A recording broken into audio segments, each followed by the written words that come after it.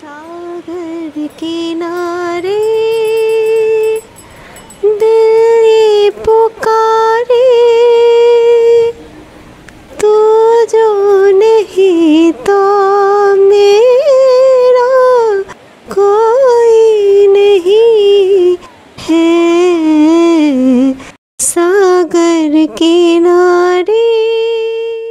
সমুদ্রকে কাছে পেলেই মন যেন এই গানটাই বারবার গুনগুন করে ওঠে। Hare Krishna, Radhe Radhe. Beat of life by গার্গীতে আপনাদেরকে আরেকবার স্বাগত। অনেকদিন বাদে আবার চলে এলো একটি বহু প্রতীক্ষিত উইকেন্ড। বহু প্রতীক্ষিত বলছি কারণ এই উইকেন্ডে আমাদের নিউ দীঘা যাবার প্ল্যান। এই ভিডিওতে এবারে নিউ দীঘাতে আমরা যে হোটেলে ছিলাম সেই লাক্সারিয়াস হোটেলটির কমপ্লিট ট্যুর করাবো আর কমপ্লিট ডিটেলস দেবো, তাই সাথে থাকতে হবে, না হলে কিন্তু অনেক কিছুই মিস করে যাবেন।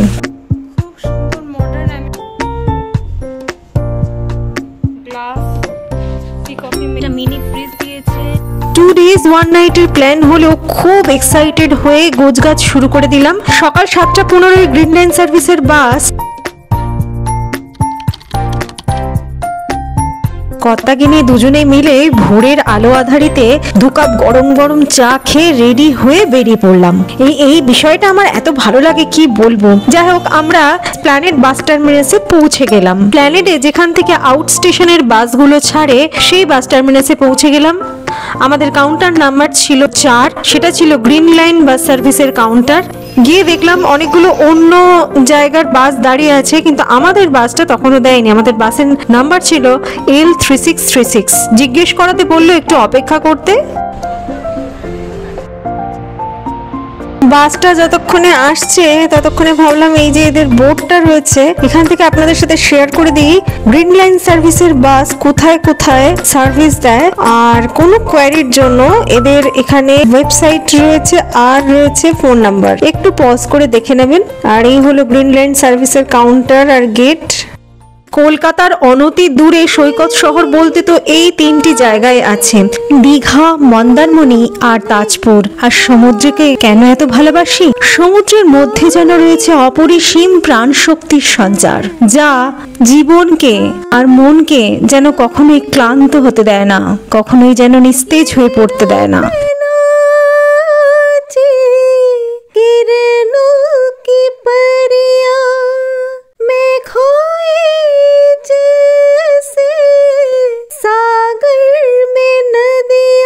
আমার আজকের প্রতিবেদন যদি আপনাদের ভালো লাগে তাহলে লাইক, কমেন্ট আর শেয়ার করে দেবেন। আর আমার চ্যানেলটি সাবস্ক্রাইব করে পাশে থাকা বেল আইকনটিতে ক্লিক করে নেবেন ফার্দার নোটিফিকেশনের জন্য। তো প্রায় ধরুন 7:05-7 নাগাদ আমাদের বাসটা চলে এলো। উঠে পড়লাম। 3334 ছিল সিট নাম্বার।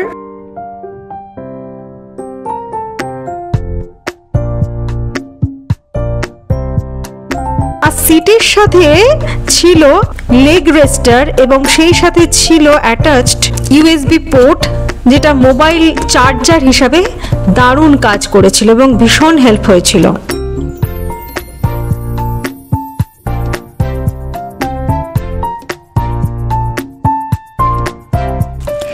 বাস ছেড়ে দিল একদম সঠিক সময় 7:15-তে।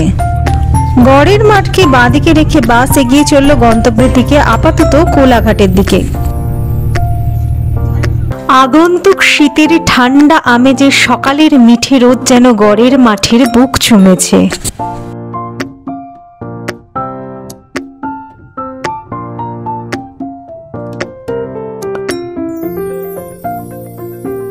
ধুলাগড়ি টোল প্লাজা ক্রস করে ঠিক 9টা নাগাদ এসে পৌঁছালাম কোলাঘাটে। কোলাঘাটে বাস এসে নামালো New Ghosh hotel and restaurant. প্রতিবারই এইখানেই নামায়। আর এখানে আসা মানেই হলো সেই গরম গরম ধোঁয়া ওঠা কচুরি আর গরম গরম ধোঁয়া ওঠা কফি বা চা, সেই সাথে ব্রেড টোস্ট ইত্যাদি আরো অনেক কিছু। অর্ডার করে নিলাম 1 প্লেট কচুরি আর ঘুগনি। 1 প্লেট, কারণ আমাদের অ্যাপেটাইট আর পারফরমেন্স দিন বা দিন এত খারাপ হচ্ছে যে 1 প্লেটে আমাদের জন্য যথেষ্ট। সামনে এই গরম ধোঁয়া ওঠা কচুরি দেখে আর লোভ সামলাতে পারলাম না, সদ্ব্যবহার শুরু করে দিলাম।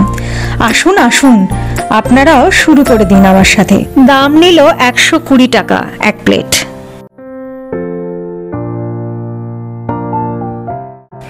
খেয়ে দিয়ে একেবারে বাসে ওঠার আগে একটু হাঁটাচলা করে হজমের ব্যবস্থা করে নিলাম। দেখতে পেলাম ঠিক হোটেলটির বাঁদিক ঘেঁষে এই দোলনাটির পাশেই রয়েছে লেডিস ওয়াশরুম।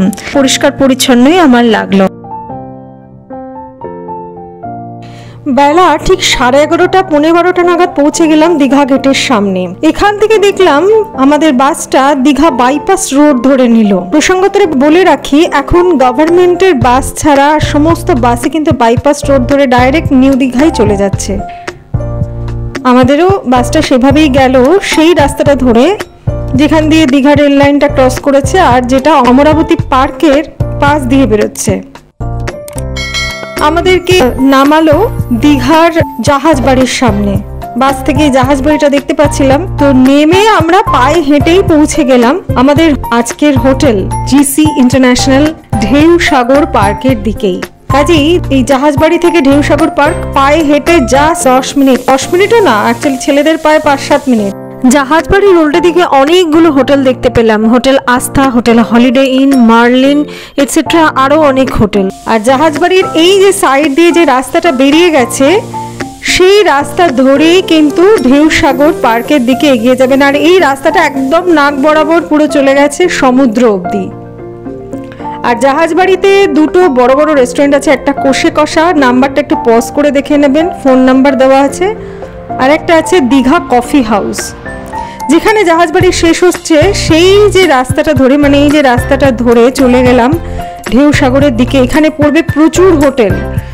ঢুকতেই পড়লো দ্য মোনালিসা ইন, ওই যে দেখতে পাচ্ছেন স্ক্রিনের টপ লেফটে একদম দেখতে পাচ্ছেন হোটেল মোনালিসা ইন। হোটেলের খোঁজ পেলাম, একে একে যেতে যেতে বলছি। হাঁটতে হাঁটতে প্রথমেই পেলাম হোটেল মেরিন পার্ক। বিশাল বড় হোটেল, অনেকগুলো রুমের হোটেল, একদম কর্নার প্লটে এই হোটেলটা। আর সামনেই রয়েছে সেই বিখ্যাত ঝাউবন দীঘার, ওটা পেরোলেই সমুদ্র। তারপরেই পেলাম হোটেল বিচ ভিউ রিসর্ট। এই রিসর্টের পরেই আসছে হোটেল পবিত্র যমুনা, এখানে নাম্বার আছে। তারপরেই আসছে হোটেল দ্য পিকুজিন। প্রতিটা হোটেলই অপূর্ব সুন্দর, আরো নতুন হোটেল হচ্ছে। তারপরেই আসছে হোটেল সিগনেট ইন, আর সিগনেট ইনের রেস্টুরেন্ট হলো গ্রিনল্যান্ড ইন। তারপরেই আসছে হোটেল বিপি ইন্টারন্যাশনাল এবং তারপরে আমাদের হোটেল জিসি ইন্টারন্যাশনাল। জিসি ইন্টারন্যাশনালের এই পার্কিং প্লটটা কিন্তু হোটেলের সামনেই যে ফাঁকা জায়গাটা রয়েছে সেই লনটাতে, এখানেই সবাই গাড়ি পার্ক করেছে দেখলাম। সামনেই রয়েছে এফএল অফ শপ, রয়েছে বার কাম রেস্টুরেন্ট। এবার আমরা রিসেপশনে উঠে যাচ্ছি চেক ইন প্রসেসের জন্য। চেক ইনের জন্য দিয়েছিলাম দুটো ড্রাইভিং লাইসেন্স। মনে রাখবেন আধার কার্ড কিন্তু একদমই দেবেন না, ওখানে বায়োমেট্রিক সাইন থাকে, সেগুলো কিন্তু ফ্রড হয়ে যাওয়ার ভীষণ আশঙ্কা। আর এখানে রয়েছে কিছু নিয়মাবলী, check in time, check out time. Check in 12টায় আর চেক আউট 10টার সময়। পাসওয়ার্ড অফ ওয়াইফাই, হোটেল কখন খোলে কখন বন্ধ হয় এটসেট্রা। আর রিসেপশন আর রেস্টুরেন্টের ঢুকতেই এই সুইমিং পুলটা পড়বে, অপূর্ব সুন্দর নীল জল।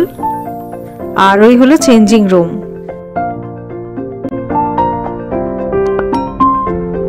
বেশ গানেরও ব্যবস্থা আছে যখন সুইমিং পুলটা অ্যাক্টিভ থাকে। দেখছেন কি অপূর্ব সিকোয়েন্স। আমরা চলে গেলাম লিফটে করে ফার্স্ট ফ্লোরে, যেখানে আমাদের রুম রয়েছে। সুইমিং পুলটা একদম মিডলে গ্রাউন্ড ফ্লোরের। এদের উপরেও একটা সুইমিং পুল আছে, সেটা জাকুজি, পরে দেখিয়ে দেব। উঠছি লিফটে, আমরা যাচ্ছি ফার্স্ট ফ্লোরে। সিকিউরিটি আমাদেরকে স্কট করে নিয়ে এলো, রুম নাম্বার ছিল 112। চলুন আপনাদেরকে একটু রুমটা ট্যুর করিয়ে দিই।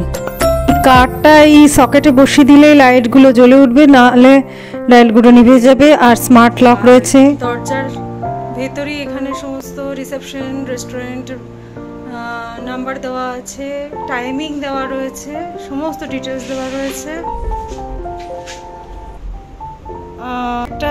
একটা মানে সিটিং এরিয়া, তার সাথে একটা টি টেবিল আর কুইন সাইজের একটা বেড। এটা কিং সাইজ তো নয় কোনোভাবেই। আর একটা কাবার্ড দিয়েছে, সেখানে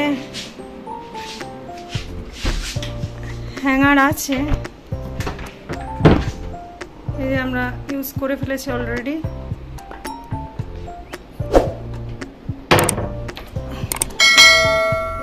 আর এখানে একটু জুতো রাখার জায়গা, ডাস্টবিন, এখানে লাগেজ রাখার জায়গা।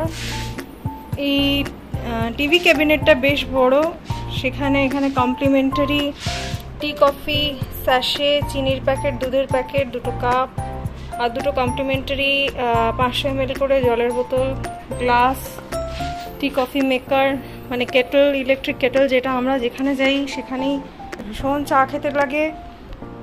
একটা মিনি ফ্রিজ দিয়েছে, ফ্রিজটাকে অন করে দেব।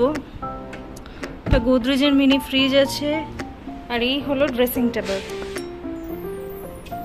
রুমটাকে একটু ওয়াইড রেঞ্জে দেখাচ্ছি। ও, দুটো টাওয়েলই দিয়েছে, দেখতেই পাচ্ছেন। আচ্ছা, দুপাশে দুটো সাইড টেবিল রাখা আছে, দুপাশে একটা করে চার্জিং পয়েন্ট আছে, আর ওই ইন্টারকম রয়েছে। এবার ওয়াশরুমটা দেখিয়ে দিই। ওয়াশরুমটা খুবই ছোটোর মধ্যে কিন্তু পরিষ্কার, ভীষণই পরিষ্কার। ঘরটাও ছোটোর মধ্যে হলেও খুবই পরিষ্কার। হ্যান্ড শাওয়ার যা নর্মাল থাকে, বালতি, মগ, ওয়েস্টার্ন টয়লেট। এখানে দেখতে পাচ্ছি একটা ডেন্টাল কিট দিয়েছে, একটা শ্যাম্পু দিয়েছে আর একটা মিনি সোপ। খুব সুন্দর মডার্ন অ্যামিনিটিস দিয়ে রুমটা সাজানো। আরও যেটা ইন্টারেস্টিং সেটা হচ্ছে ওই ব্যালকনি আছে, সমুদ্র দেখা যায় না, এখান থেকে শুধু জঙ্গল ভিউটা পাবেন, মানে ঢেউ সাগরের কাছে তো এটা। ব্যালকনিটা একটু দেখিয়ে দিই আপনাদেরকে।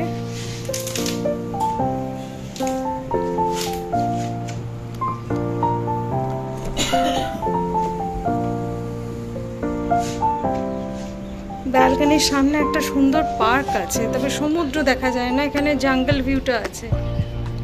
ওই মানে ঝাউবনটার পরেই হচ্ছে সমুদ্র। আজকে কিন্তু প্রচন্ড মেঘ করেছে, বৃষ্টি আসবে মনে হচ্ছে।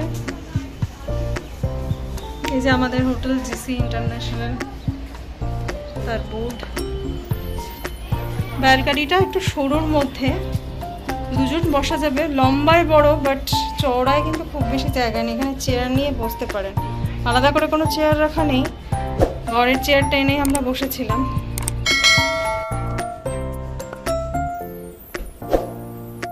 এদের ইন রুম ডাইনিং এর মেনুটা দেখিয়ে দিই, একটু পজ করে করে দেখে নেবেন, বুঝতে সুবিধা হবে। এদের যে খাবারটা আছে, মানে যে খাবারের দামগুলো দেখছেন তার সাথে এক্সট্রা 5% GST অ্যাড হবে, আর 10% service charge on room service add হবে। এছাড়াও কিছু ইনস্ট্রাকশন এরা বলছে দিয়ে দিতে পারেন। If you are allergic to any ingredients, সেটা ওদেরকে মেনশন করে দিতে হবে। এই ফোন নাম্বারটা আর হোটেলের ওয়েবসাইট। আমরা অ্যাকোয়াগার্ডের জল চাইতে ওরা দিয়ে গিয়েছিল, which was as usual not chargeable. এদের যে মাস্টার রেস্টুরেন্টটা সেটা ট্যুর করাই, সেটা রয়েছে গ্রাউন্ড ফ্লোরেই, আর সেখানে একটা পাবলিক টয়লেট বা কমন টয়লেটও রয়েছে। রেস্টুরেন্টটা খুবই ওয়েল ডেকোরেটেড, সব রকমের খাবারই পাওয়া যায়। তবে একটা কথা বলবো, এদের খাবারের যে টেস্টটা সেটা আমার ঠিক আপ টু দ্য মার্ক মনে হয়নি। আরও একটা দেখলাম যে এদের এই রেস্টুরেন্টের সাথেই লাগোয়া রয়েছে একটি বার, তো এখানে সব রকমের লিকারই রয়েছে, সেই সাথে ব্রিজার রয়েছে। এটার দামটা মোটামুটি রিজনেবলই ছিল, খাওয়া দাওয়ার দামও রিজনেবল ছিল, শুধু টেস্টটা আরেকটু আপ টু দ্য মার্ক হতে পারতো, এটা আমার একান্ত ব্যক্তিগত মতামত। এই হোটেলটি G+5 ফ্লোরের। এদের 5th ফ্লোরে মানে টপ ফ্লোরে রুফটপে প্রতি সন্ধ্যাবেলাতেই তন্দুর পার্লার বসে। ভেজ নন ভেজ দুটো আইটেমই থাকে। আমরা দুটোই নিয়েছিলাম। আমার তন্দুর আইটেমগুলো বেশ ভালো লেগেছিল। আর এদের এই রুফটপেই রয়েছে একটি জাকুজি, যেটা কিন্তু বেশ ভালো। সন্ধ্যাবেলা রুফটপ সেজে ওঠে মোহময় পরিবেশে। ফার্স্ট ফ্লোরে লিফট থেকে নেমে ডান দিকে রয়েছে এদের মাল্টি জিম, সব রকমের উন্নত মানের যন্ত্রপাতি দিয়ে সাজানো। এটা তাদের জন্য যারা বেড়াতে গিয়েও শরীর চর্চা বাদ দিতে চান না। জিসি ইন্টারন্যাশনালে প্রায় 7 রকমের রুম টাইপস আছে। আমরা যেটাতে ছিলাম সেটা front view executive room first floor. আমার সময় তখন দাম নিয়েছিল 1,500 টাকা করে প্রায়। আর অন্য সময় এটা সিজন ওয়াইজ চেঞ্জ হয়। এখন ডিসেম্বর মাস আসছে, দাম বাড়বে। বাকি রুম টাইপস গুলো হলো pool view, AC room, non balcony and fixed window. আমাদের রুম টাইপসটা ছিল front view executive room first floor, যেটাতে ব্যালকনি ছিল। একটা রয়েছে এক্সিকিউটিভ এসি রুম, রয়েছে premium executive room with front facing balcony, আছে executive family room,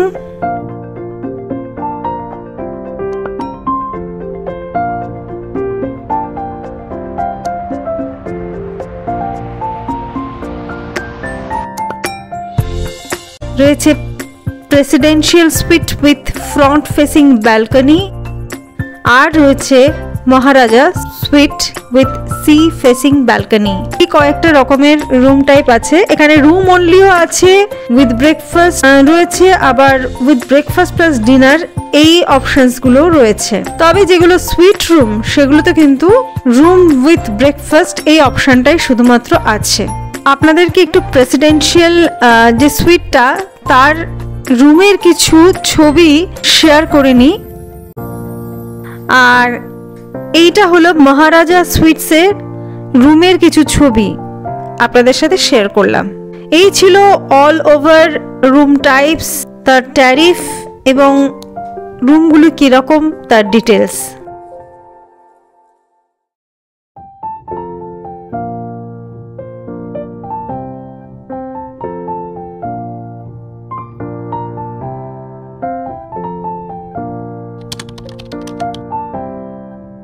second day সকালে ওই 5th ফ্লোরের ব্যাংকোয়েটে আয়োজন করা হয়েছিল ব্রেকফাস্ট বুফের।